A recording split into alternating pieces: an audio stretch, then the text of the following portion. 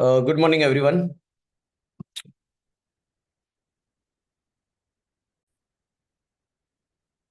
चलिए, आपके बीकॉम का जो फर्स्ट पेपर होने वाला है, that is subject 111 financial account core subject जो है आपका, उसके कुछ आईएमपी क्वेश्चंस की ये पीडीएफ है।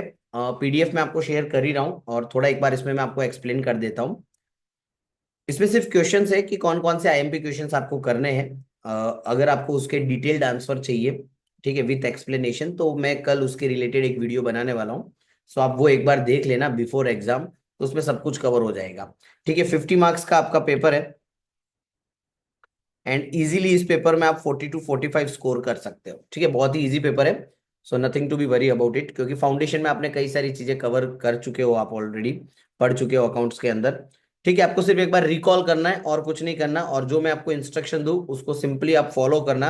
आराम से आप 40 45 स्कोर कर पाओगे।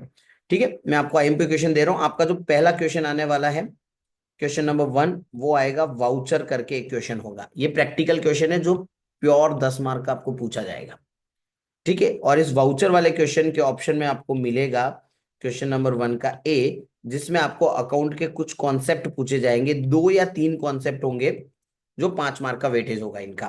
और इसके साथ कुछ आपको एग्जाम्पल या पॉइंट्स दिए हुए होंगे, लगभग 5 पॉइंट्स आपको पूछे जाते हैं, जिसमें आपको कॉन्सेप्ट के नेम बताने, नेम ऑफ कॉन्सेप्ट, कि भाई ये एग्जाम्पल जो है वो कौन से कॉन्सेप्ट से बिलोंग करता है या किससे मैच होता है। ये आपको 5 मार्क में पूछे जाएंगे।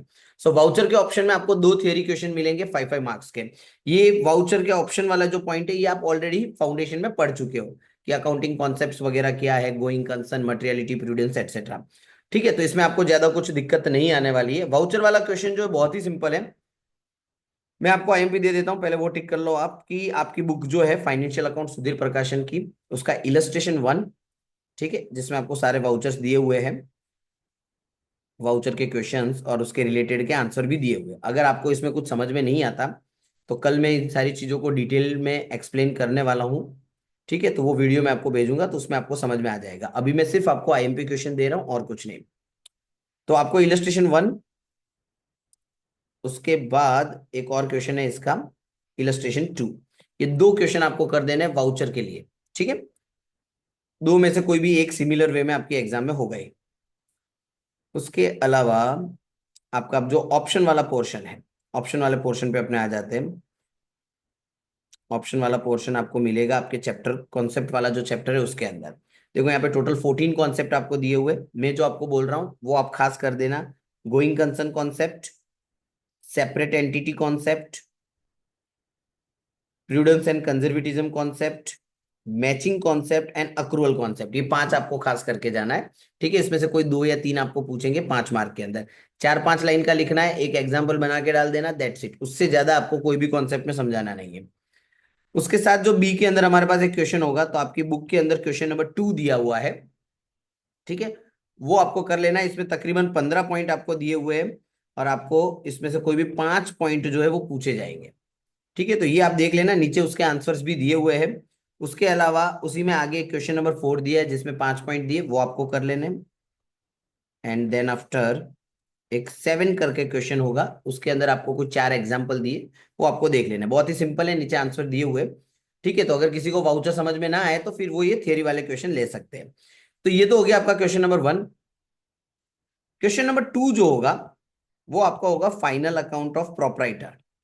सोल प्रोपराइटर का फाइनल अकाउंट होगा 10 मार्क में, और उसके ऑप्शन में आपको पूछी जाएगी journal entries, subsidiary books, somewhere cash book भी शायद पूछी जा सकती है, एंड लेजर्स। तो ऑप्शन वाला जो पार्ट है ना, वो ज्यादा लेंथी हो जाएगा, बिकॉज एंट्री भी करनी है, लेजर भी बनाने हैं, नरेशंस भी लिखने होंगे, सब्सिडरी बुक्स भी आपको बनानी होगी। ठीक है, कदाच आपको कैश बुक भी पूछा जा सकता है। तो दोनों ही 10 10 मार्क के होंगे। फाइनल अकाउंट के ऑप्शन में आपको एंट्रीज मिल जाएगी, लेजर्स मिल जाएंगे। आपको करना है फाइनल अकाउंट, क्योंकि फाइनल अकाउंट आप फाउंडेशन में अच्छे से पढ़ चुके हो, प्रोपराइटर वाला। ठीक है, उसमें आपको करना है इलस्ट्रेशन 1। सिंपली आपको ट्रायल बैलेंस दी हुई है, और कुछ 6 एडजस्टमेंट दिए, उसमें से आपको 3 या 4 ही पूछे जाते हैं एग्जाम के अंदर। सिंपल एडजस्टमेंट होते हैं, कोई एक्स्ट्रा ऑर्डिनरी आपको वहां पे कॉम्प्लेक्स एडजस्टमेंट नहीं पूछे जाते। ठीक है, सो आराम से ये 10 मार्क का क्वेश्चन आप 30 मिनट्स में कंप्लीट कर सकते हो। तो एक इलस्ट्रेशन 1 आपको करना है, फिर उसके बाद इलस्ट्रेशन 2 एक आपको कर लेना है उसी चैप्टर का, फाइनल अकाउंट का। एंड आपको एक्सरसाइज का क्वेश्चन नंबर 3 करना है। एक्सरसाइज के क्वेश्चन नंबर 3 में एग्जैक्टली आपको 3 ही एडजस्टमेंट पूछे गए हैं, तो ज्यादा वहां पे ट्रबल आपको होगी नहीं। ठीक है, इसमें आप खाली ट्रायल बैलेंस को खाली भी कर लोगे तो भी आपको आराम से मार्क्स आ जाएंगे। 10 मार्क का क्वेश्चन है, आप इसमें आराम से 10 स्कोर कर सकते हो। अगर पेपर छूट जाता है, एक आध चीज लिखनी रह जाती है, तो 8-9 आराम से आपका इसमें स्कोर हो जाएगा। तो ये हो गया हमारा क्वेश्चन नंबर 2। ऑप्शन में मैंने आपको बता दिया क्या पूछा जाता है। फिर आपका क्वेश्चन नंबर 3 होता है, वो चैप्टर है सिंगल एंट्री। ये आपके ग्रुप 1 में आने वाला है। ठीक है, अब सिंगल एंट्री आपने कभी पढ़ा नहीं, थोड़ा और चैप्टर है, तो इसमें जो मैं 2-3 क्वेश्चन आपको बोल रहा हूँ वो अच्छे से कर लेना। और कल वाला वीडियो जो मैं आपको भेजूंगा वो आप देख लेना, उसमें मैं सॉल्यूशन के साथ उसको एक्सप्लेन कर दूंगा, तो कोई प्रॉब्लम आपको होगी नहीं। ठीक है, ये भी आपको 10 मार्क में पूछा जाएगा, और इसके ऑप्शन में भी सिंगल एंट्री का ही कोई क्वेश्चन होगा, 10 मार्क का होगा। आपको इसमें करना है एक तो इलस्ट्रेशन 11, एक्सरसाइज में question number 16 and question number 14। ये 3 क्वेश्चन करने हैं, इन तीनों के जैसे ही आपको कोई क्वेश्चन पूछा जाएगा। ठीक है, ये हो गया हमारा क्वेश्चन नंबर 3। फिर आता है हमारा क्वेश्चन नंबर 4, जो है एनपीओ चैप्टर से। एनपीओ चैप्टर में हमने डिटेल में पढ़ा था फाउंडेशन में, नॉन प्रॉफिट ऑर्गेनाइजेशन वाला चैप्टर। उसमें इनकम एक्सपेंडिचर अकाउंट बनाने को पूछा जाएगा आपको 10 मार्क में, और उसके ऑप्शन में आपको रिसिप्ट एंड पेमेंट अकाउंट पूछा जाता है 10 मार्क्स के अंदर। ठीक है, दोनों ही आपको अच्छे से आते हैं, आपने फाउंडेशन में डिटेल में पढ़ा है ये चीज। फिर भी आपकी जो बुक है उसके कुछ क्वेश्चंस मैं आपको दे रहा हूं, वो आपको कर लेना है। इलस्ट्रेशन 1 जो आपको दिया हुआ है वो आपको अच्छे से देख लेना है।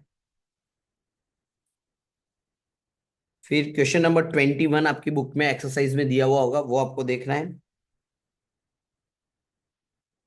इलस्ट्रेशन 6 आपको देखना रहेगा उसके लिए।